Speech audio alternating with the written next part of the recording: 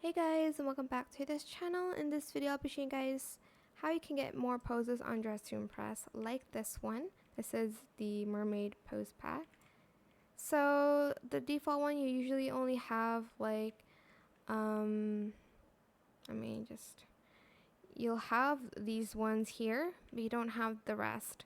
So to get these pose packs, you're going to actually select the pose, select the pack here, and you're going to purchase the one that you haven't bought already. You're going to purchase it using the like pink ticket, pink cash.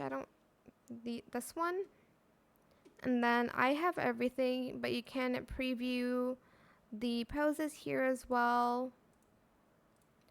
But that is it. I hope it was helpful for you guys. Don't forget to like, comment, share.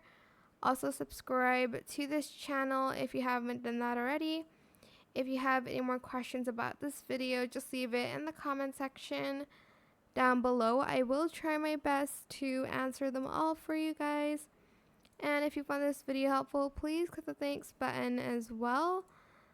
That is it for this video. Thank you so much for watching. Bye.